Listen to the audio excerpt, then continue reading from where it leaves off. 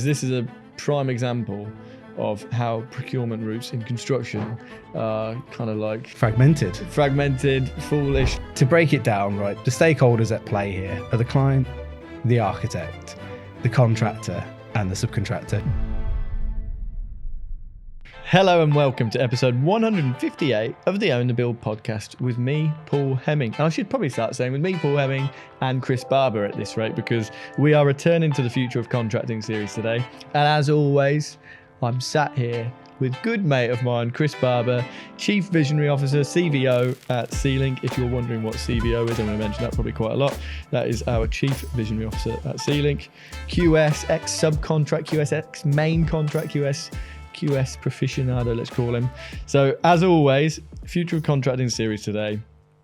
Chris has published an article that is in the show notes. It's focused on procurement routes. We're going to talk all about procurement routes today, so strap in. This is going to be exciting. Chris, how's it going? Welcome back, mate. Nice to be here again, Paul. Thanks for the tip of the hat. You finally acknowledging me after all these years. Just about, mate. I wouldn't say acknowledging you, but we'll go with whatever makes you feel all right, mate. So let's talk. I want to dive straight into this. Let's talk about this article. So you wrote an article. It's all about procurement routes. And you said to me when we last walked away from the studio, you said, I know exactly what I want to talk about next. And I was like, here we go. It's going to be QS KPIs or something mental. But procurement routes is what you chose. And like I said, everyone should go and read that article, and we're going to talk about it now. At the center of that article, or at the start of your writing and your thinking, was a piece about a kitchen package that you were procuring on a high-end residential job. First, let's talk about that, because I think it actually then grounds the rest of the conversation. I didn't say I procured it. I just gave an example. It might look like I might have procured that package. But let's say, theoretically, I did procure this kitchen package. And when I wrote the article, it got me thinking about like what are the forces at play here, and like time, cost and quality, TCQ as you. But we're going to roll with time, cost and quality, aren't we? Not TCQ. Yeah, something like that. Well, what really it made me think about that this package that I may or may not have procured. Yeah. This kitchen package, and how those three things were kind of at play with the package between all the stakeholders. Yeah. So what I did was I kind of broke it down. Who were the stakeholders? So I explained the problem. So the client has already onboarded this kitchen contractor. First, just before we jump into that, paint the picture of what the project is, where is the project, what's the package, and who are the client. I can't give too many details away, but what I'll say is it's a high-end project somewhere in North London, perhaps, and basement conversion, high-end fit out for a high net worth individual. Okay. So we're on this project, and we come to the kitchen package. And to break it down, right, the stakeholders at play here are the client, the architect, the contractor, and the subcontractor. And you're the contractor. And I'm the contractor in this case. So I was thinking about what were the problems with this package, because it should be relatively straightforward. You would think kitchen, it's, they design it, they come and install it, should be straightforward, right? But the thing that we're at play here, so if we take the client, right, they know the kitchen that they want. They've been speaking to these guys for 2 years, and they've been heavily designing it and VEing it and getting it perfect, exactly how they want it. And this means that the subcontractor, the kitchen contractors, way onboarded into the project far in advance that even the main contractor is, or maybe even the architect, for example. So they've got this like really strong relationship with the client, but the client's not employing them. It's the main contractor who's employing them. We're getting to procurement. Yeah, we're getting to the procurement, right? So then comes in the architect. So this is not something that's really designed by the architect. It has probably limited involvement in the actual package itself from a design perspective. They may have a bit of involvement, less responsibility, but feels like it's out of their hands. The kitchen guy's going to come in and do all the work. So they feel a bit disconnected from that package in itself. So what they're thinking, so the client is really obsessed about Q equals quality, right? Yeah. They're really obsessed about the quality. So you've got one stakeholder who's obsessed about the quality. Yeah. Now the architect is coming in, he's just got to make that package work and fit within his plans. So he's more probably worried about like the timing of it. So really, because when I read that, and if you think about time, cost, and quality, and this is being generalizing here as you do in construction, and you usually say QS definitely focused on cost, and the architect definitely focused on quality, and therefore constantly that's why you have the age-old argument of QS and architect falling out, right? Yeah. But when you said that in this case the architect was focused on time, I was interested. Just talk about that a bit more. Yeah, so they haven't had much input on the quality of what the finish is, because that's really dictated by the client. The client's like, I want this marble top, I want these type of appliances. The architect's just a passenger in that. They're not really having an impact in that area as much, and because the client was so like kind of strong on the finish side, the architect's kind of just, all right, I'll do whatever you want kind of thing. I'm speaking on their behalf, but it's kind of the feeling I got after a few beers with them. And then comes in the contractor. So, the kitchen guy, the client, and the architect have had discussions for months and months, years perhaps in advance of this project. Then comes in the contractor, and the client's not quite decided yet what this package is going to be. Or so when you get this at tender stage, right? You're the contractor and you price the whole thing, it's X million for this job. And how was it presented to you in your tender and like in your contract? So it was a provisional sum. Okay. So again, they're still tweaking it. They're still not sure on a couple of bits and pieces. So they're still tweaking this kitchen, and it's a provisional sum. So it's a extra admin for the QS to kind of expend, because he's got to procure it. He's got to, ask for an instruction to emit the provisional sum and then to add it back in, go through that whole process. And let's be honest, right? When you're negotiating a competitive tender, your rates are and uplift are competitive, right? So you've got zero advantage to make any money on this package itself. So, and some people will be thinking, yeah, well, you're only handling it, but you're doing a lot more than just handling it. You're placing the order. You're taking the risk, right? Because they're not a nominated contractor. They're named essentially. So you're taking all the risk. If they don't perform, they could cost you thousands of pounds, if not more. So you're taking loads of risk for very little reward. It doesn't really add up. And then you've got to coordinate them. So there's so much at play here for the contractor on a very small margin, and they've got to protect this package as best as they can. So we've got the client who's interested, whose focus is on the quality. Architect on the time, and why I said time is he's completely disconnected to a certain degree on the quality. So what they want is making sure that any designs that come through that they need to coordinate, they do that on time. So they're just hoping that efficiency flow comes through from the subcontractor to the architect to make sure that design's coordinated. Then you've got the contractor who's like, oh my God, I've got to protect this really tiny margin, make sure it goes well. And then you've got the subcontractor coming in now, who's been building a relationship way before probably all of those stakeholders. And now it comes to the main contractor and the subcontractor who've got this relationship based on, has no grounding. It is just basically, so-and-so is going to place an order with you, and the main contractor is just the mechanism to make the payment. Yeah, that is so true, isn't it? Yeah, and there's no relationship there, and there's just such a disconnect between the whole team, and that's what made me think about, God, what can we do differently? And it's lacking collaboration, and it's a big undertone from everything I write about in that article. And so I'm guessing, maybe I'm wrong, this kitchen package didn't go too well. It did. You know what? It went fine. I don't want to tell too much about it, but let's just say no one was giving anyone favors, which we could have done if the relationships were built way in advance. And so, usually procurement from the outset is almost always like a balance between time, cost, and quality, right?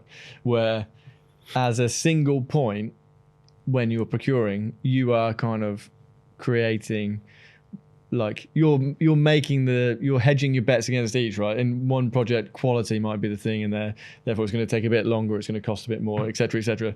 What you're saying on this example here is this is a prime example of how procurement routes in construction are kind of like fragmented, foolish. Like you were almost not, because of certain routes that, I think you described it really well in that you're saying main contractor, in this case, just a payment mechanism. You're almost just the bank, like the way of doing this, and a bit of contract risk. So what, like your reflections then, when you, like, what could be different about that approach? So that one in particular, when I start talking about like the solutions of what the future for main contracting could look like, is early contractor involvement, ECI, as some people might refer to it. Because you love an acronym. Yeah, it just makes everything more efficient, right? So with ECI, it works really well in two-stage process. That's basically what two-stage is, really. It should be born from, we're going to bring the contractor on board, get them to help with the design, improve the buildability, value engineer things together, and have a more accurate cost and hopefully program as well of works. Two-stage is a longer process, but it's more accurate and probably more, it is probably the best way of doing complex projects, particularly D&B. But the contractor's embedded in, they've agreed a fee, they've agreed the prelims, it's pretty straightforward how they should execute the works then from that point onwards. When you come to like a traditional contract, the perception would be if they've embedded the contractor at design stage, in this, they've won the job effectively, because they've got skin in the game, versus if you try to then competitively tender after you've embedded a contractor in, someone's going to look at it and go, well, I'm guessing you wouldn't have been allowed, right? You were the QS on that job. Yeah. You got given a provisional sum, and you'd have said from the outset in design meeting 1 or whatever it would have been, okay, so this is a kitchen package. Do you want me to go out to market on this? And I guess the client would have said to you, no, we're going with subcontractor X. Yeah, and they probably would have. And it's kind of in the flow of the project. You're juggling a lot of things at this stage. You've got your own valuations, variations that you need to discuss and get managed through to the client. You're also managing your own supply chain, and their applications coming into you. And there's a lot of things, moving parts when you're at the project stage, when you're delivering. How I see like ECI working is by bringing like a main contractor on board or an experienced contractor, is actually paying them a fee to like do a design process. So it's not like they're doing it for free or anything like that to kind of get themselves underneath the project. You're actually paying them to improve the project. Yeah. So you could bring them on board and say, look, we're going to competitively tender it, but we like who you are and how you work. We want to go with you, but we're going to pay you for like a 4-8 week design review period, and we can help evolve the design through like an RFI process, speak to supply chain. So they would embed them into the project, but you could still have that caveat that we are going to competitively tender it, just so it does it keeps the competition alive, let's just say, for the client, so they aren't getting impacted as much from inflated costs. It's a difficult one to balance, but you think of what the end product would be if you had someone embedded so early, doing a very vigorous RFI process, making sure that design is like complete, and it's just so comprehensive that when they go out to tender with their supply chain, they're getting accurate quotes back. They can act fast. The whole project just moves a lot quicker. Yeah, it's funny, isn't it? Early contractor involvement, ECI, as you're framing it. Now, when you say that out loud, and I'm sure people listening, everyone, well, my instant reaction is, yeah, that makes sense. I've been on projects where I've been the subcontractor, I'm involved early. Been on projects where I've subcontracted and brought people in early. So that early engagement is amazing. But the question, like, it's quite difficult, isn't it? Because a lot of main contractors, a lot of subcontractors will say, yeah, I want to be negotiating a tender. And if I'm negotiating a tender, I'm going to be keener. The client is actually going to get a better program, better spec. Everything is going to be better, right? Because I'm fixed into it. But it almost feels like there's no numbers around like proving that that's better, right? Because it's interesting that you say bring in the contractor early and pay for the design, but still do a competitive tender. A lot of contractors might think, I don't want to do that because, like, even though you're getting paid, and I hear what you're saying, it would be nice if there was a way for us to say early contractor involvement, ECI, isn't just nice. It isn't just like that anecdotal thing in your mind where, yeah, I know in the past that's worked. Like, it was like 7% is like the average. Do you know what I mean? If there was actually a way that as an industry we could frame, it saves this much, or you get an average of 3 weeks project saving, or whatever it was. But because there isn't, I think there's still always that inkling of, from the client or even from the main contractor when they're subcontracting, you kind of think, I still want to do a competitive tender. I don't know why that is. Why do you agree? Yeah, I think it's because people are fearful of being ripped off, like in general in life, like not just in construction. But what they need to see what the benefits would be. You know, I've been on projects where if we'd been involved a bit earlier and helped with the design, and they pay for that period for you to help evolve it, we could have not had extension of times because of late consultant information. Like, it's a genuine thing. It always happens. We could have said, look, you know what, you should do another survey here in the ground, because I know you've done it there and there, but, you know, we're building in this part as well. You know, if something crops up there, let's manage it, let's allow for it, and you can properly manage it, a process there. I think the net gain from being on these complicated projects that have been traditionally tendered could really benefit from it, from just the experience that the contractor can bring to the table to help make sure that the delivery phase is much more efficient. And so what specifically are you advocating for? You've got a traditional tender opportunity. Is, if I was the client, I'll be looking at the merits of the tender list. Who are these people? Meeting three contractors, saying, look, it's a traditional contract, but I want to bring you on board for X number of weeks. Show me what you could deliver in this period on the, like, almost like a mini program as such, like almost like this, like, little design period where they say, look, in 8 weeks we're going to do this and this for you, and then you can. It's almost like a two-stage approach, but you're just thinking about what the outcome's going to be if people adopted that route, because a lot of clients, particularly non-construction clients, they won't realise the potential of projects that don't have early contractor involvement and what the design team may be missing, let's just say. It's funny, going back to procurement routes, right? And going back, for some reason, so we started part-time university together, right? We were both a year or two into our careers. And I remember, I don't know why it sticks out to me, like learning about procurement routes and being told, for a design and build project, on this kind of project, the client would choose design and build because there's this risk and this risk. On this kind of project, they'd choose construction management. On this type of project, they would use traditional contracting, two-stage tendering. Like, there's X number of procurement routes, and it was almost like this one fits this one fits this. And my experience, both on huge projects that I was working on, was that more often than not, a client chose almost like the wrong procurement route because they were.